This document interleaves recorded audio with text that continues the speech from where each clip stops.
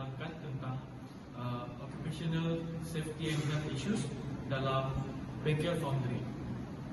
Saya, Solomon Ferrell, bernomborkan matriks 07 DKM 24F1068. Saya Muhammad Aidil bin Sudirman, matriks 07 DKM 24F1061. Saya Muhammad Hakim bin Kalam, nomorkan matriks 07 DKM 24F1060. Nama saya Gregorio Listalonto Dominic, nomorkan matriks 07 DKM 24F1072. Oke, kami akan mulakan pembentangan kami dalam slide. Oke, yang pertama kita harus tahu apa itu foundry. Foundry ini, pertama sekali kita baca dulu. A mechanical foundry workshop is a high-risk environmental where molten metals, heavy machinery, and various hazardous substances are handled. Di sini kita tahu di mana foundry ini kita akan deal dan akan pakai barangan-barangan seperti besi, aluminium yang akan dicairkan untuk membentuk parts-parts dan objek-objek dalam mechanical engineering. Sebagai contoh, gear atau objek-objek yang lain. Okay, seterusnya, ensuring safety and health is crucial to prevent accidents, injuries, and long-term health issues. Okay. Seperti yang kita tahu, dalam foundry workshop ini kita akan berhadapan dengan hazard seperti heat dan beberapa objek-objek berat yang kita akan guna pakai dalam proses foundry. Di sini kita tahulah bahwa foundry workshop ini kita harus mengutamakan keselamatan kita supaya kita dapat mengelak daripada berlakunya accidents dan kerusakan kesihatan jangka masa panjang maupun jangka masa pendek. Oke, seterusnya kita sama baca. This document, dokumentasi ini identifies common hazards in the foundry and suggests solutions to minimize risk. Okay, dalam pembentangan kami hari ini, kami akan menunjukkan beberapa hazard yang kita akan hadap dan beberapa cara dan solusi untuk kita hindari daripada berlakunya accident. Okay, seterusnya, yang pertama kita akan diekspos kepada temperature yang tinggi, di mana besi-besi dan aluminium yang akan dicairkan ini akan mencapai tekanan lebur yang sangat-sangat tinggi, di mana sangat impossible lah kalau kita pegang, memang akan terjadi kecederaan. Oke, hazard kita, direct contact with molten metal can cause severe burns, which is kalau kita sentuh besi dan aluminium yang cair itu akan berlakunya pelecuran.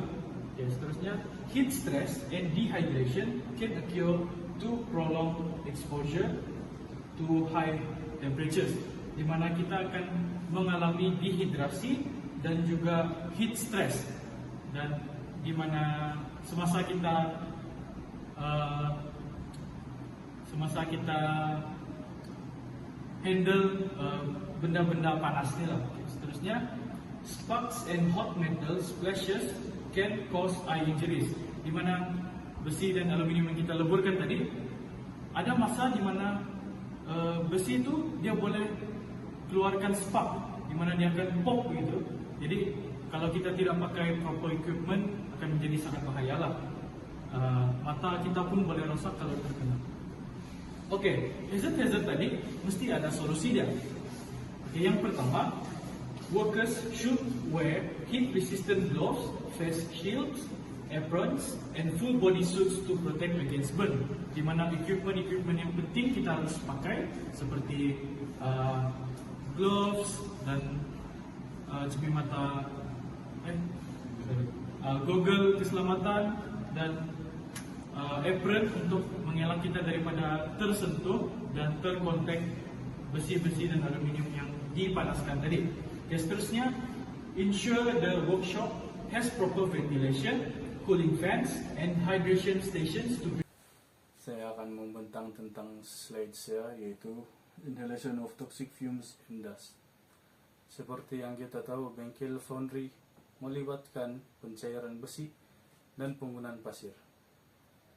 Proses pencairan besi ini menghasilkan uap yang boleh menyebarkan bahan toksik dan menyebabkan seseorang itu sakit. Begitu juga dengan pasir. Pasir ini digunakan dalam proses molding dan dicampurkan dengan silika. Jika dihidup, pasir ini boleh menyebabkan seseorang itu mempunyai kerusakan paru-paru. Jadi penyelesaian dia ialah memasang exhaust untuk memastikan pengudaran dalam bengkel itu menjadi lebih baik. Selain itu, pekerja perlu memakai pelitup muka di kawasan yang berdebu agar risiko sakit tidak tinggi. Slide yang kedua saya ialah slip, strips, and falls.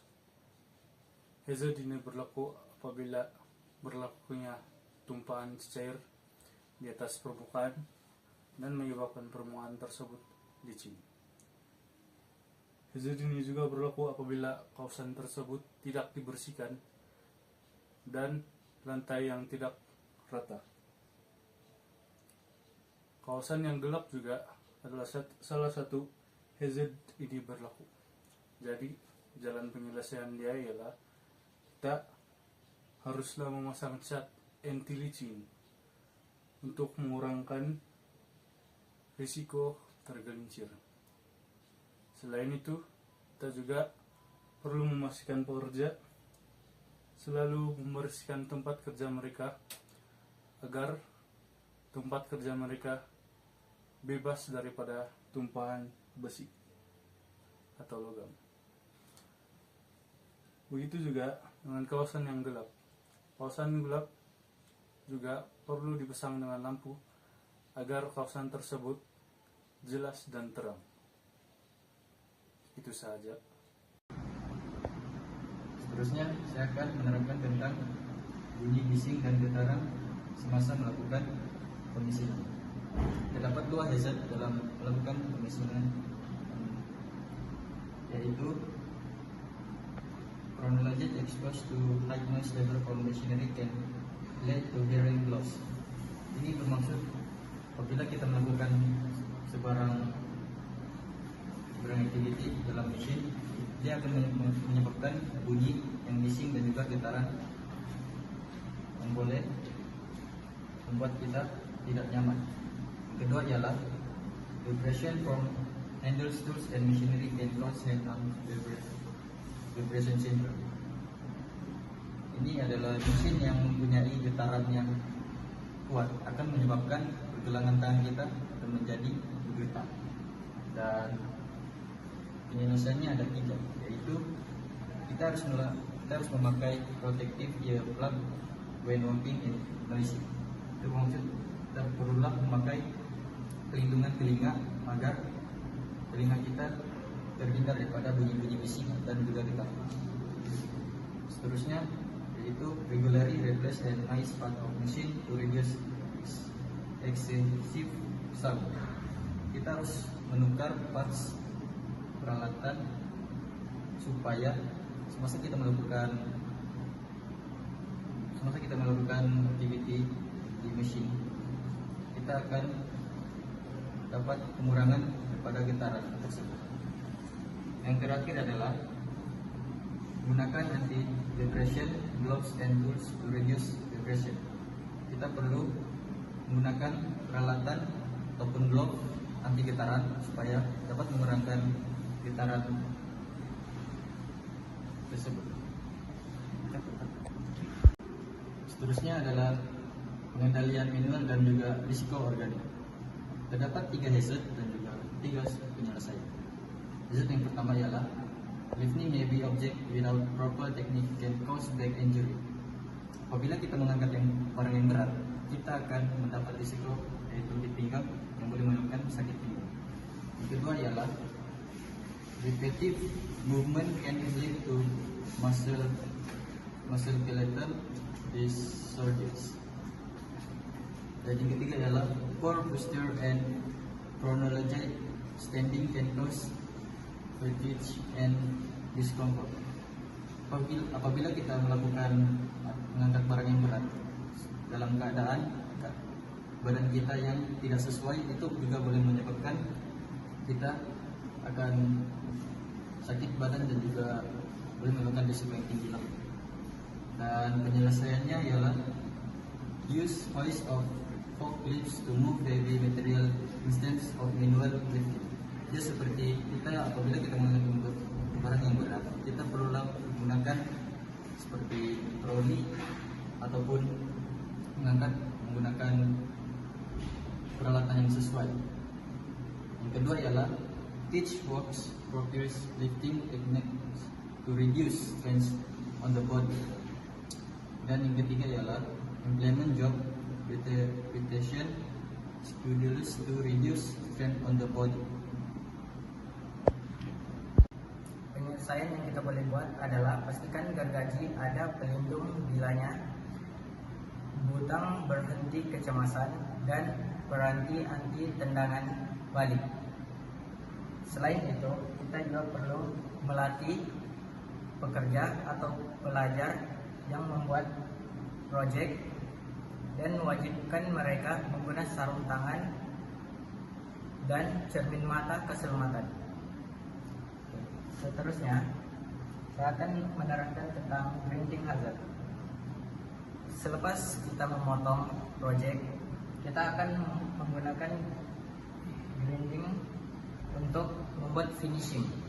Terdapat beberapa hazard yang kita akan hadapi, antaranya percikan, serpihan logam, debu, boleh cederakan mata, kebakaran jika percikan dekat bahan mudah terbakar, kecederaan tangan yang kita akan hadapi. Oke. Solusi penyelesaian yang kita harus buat adalah pastikan roda pemisah dalam keadaan baik dan dipasangkan dengan betul supaya tidak berlakunya hazard. Seterusnya, jauhkan diri daripada kawasan mudah terbakar. Bersihkan kawasan kerja untuk elak tergelincir. Okay, seterusnya implementing proper protective equipment, worker training and strict safety protocols can significantly reduce workplace accidents. Okay, di mana accidents dan hazards yang ada di tempat kerja dalam workshop foundry ini kita boleh elakkan dengan mengadakan training, latihan kepada pekerja-pekerja agar mereka tahulah apa yang mereka perlu buat dalam bila berlakunya beberapa accidents seperti yang kita tengok tadi. Okay, seterusnya, prioritizing safety improves not only worker well-being but also efficiency and productivity. Okay, bila kita mengutamakan keselamatan, kita bukan sahaja dapat menjaga pekerja punya kesihatan, tapi kita juga dapat meningkatkan efisien dan produktiviti dalam semasa membuat kerja. Itu saja daripada kami. Sekian, terima kasih.